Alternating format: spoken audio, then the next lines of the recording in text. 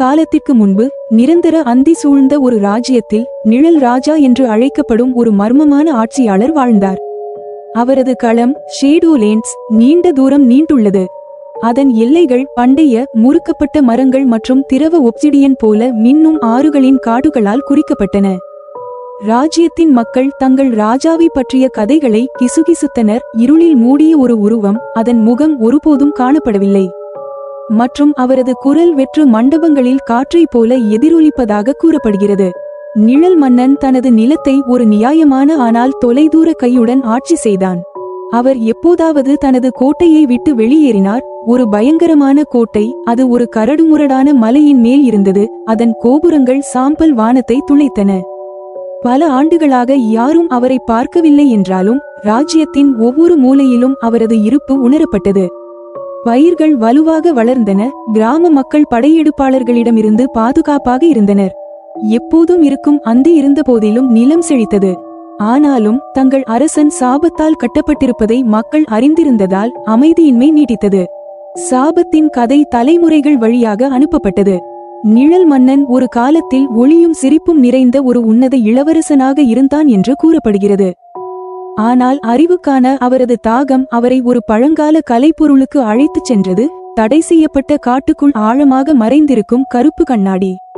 கண்ணாடி சொல்லப்படாத சக்தியை உறுதியளித்தது, ஆனால் ஒரு பயங்கரமான விலையை கோரியது.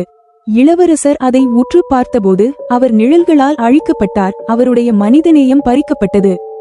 அவர் நிழல் மன்னராக ஆனார், அந்தியின் ஆட்சியாளர். சூரியனின் வெப்பத்தை மீண்டும் உணரக்கூடாது என்று சபித்தார்.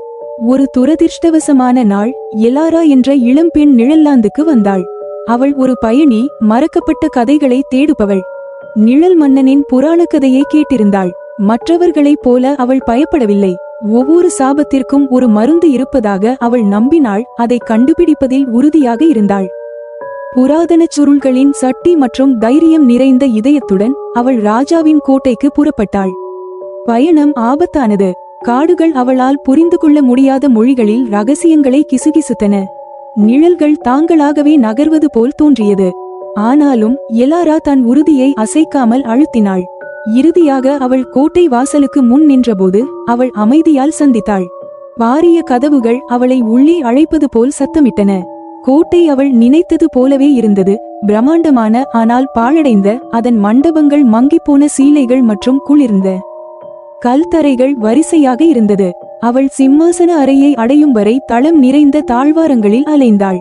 அங்கே கருப்பு நிற இரும்பின் சிம்மாசனத்தில் அமர்ந்து நிழல் ராஜா இருந்தார்.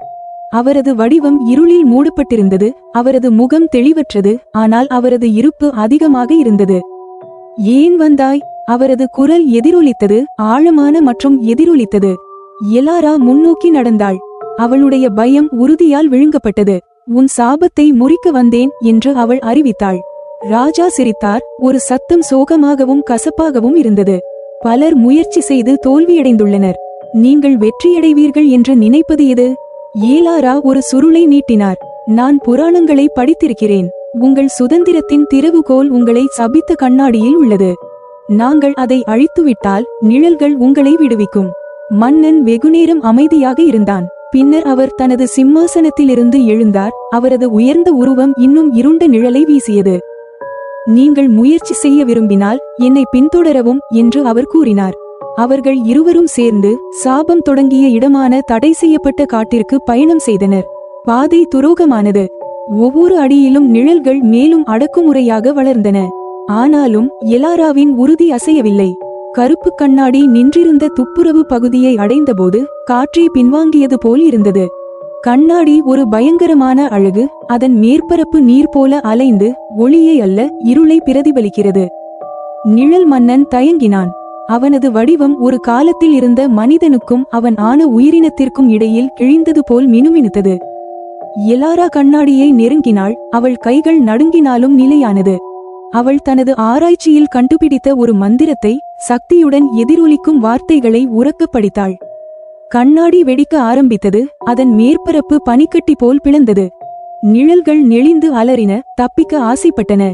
இறுதியாக ஒரு காது கேளாத சத்தத்துடன் கண்ணாடி எண்ணற்ற துண்டுகளாக உடைந்தது. அந்த துண்டுகளிலிருந்து கண்மூடித்தனமான ஒளி வெளிப்பட்டு இருளை விரட்டியது. நிழல் ராஜா முழங்காலில் சரிந்தார். அவரது வடிவம் வெளிச்சத்தில் குளித்தது. மெதுவாக நிழல்கள் உரிக்கப்பட்டு கனிவான கண்கள் மற்றும் சோர்வான வெளிப்பாடுகளுடன் ஒரு மனிதனை வெளிப்படுத்தியது. சாபம் முறிந்தது. பல நூற்றாண்டுகளாக நிலம் கண்ட முதல் சூரிய உதயத்திற்கு வழிவகுத்தது. ராஜ்யத்தை மூடிய அந்தி எழுந்தது. மக்கள் மகிழ்ச்சியடைந்தனர். தங்கள் அரசன் மீதான நம்பிக்கை புதுப்பிக்கப்பட்டது. ஏலாரை பொறுத்தவரை அவள் ஒரு ஹீரோ என்று போற்றப்பட்டாள். ஆனால் அவள் தங்கவில்லை. அவள் தன் பணியை நிறைவேற்றிவிட்டாள் என்ற அறிவோடு மற்ற மர்மங்களை தீர்க்கவும் உடைக்க சாபங்களை தேடியும் அவள் பயணத்தை தொடர்ந்தாள்.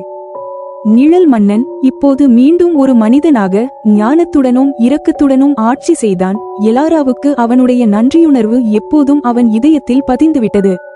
கருப்பு கண்ணாடி மறைந்தாலும் அதன் பாடம் அப்படியே இருந்தது. ஆழமான இருளில் கூட ஒளியின் தீப்பொறி விடுதலைக்காக காத்திருக்கிறது.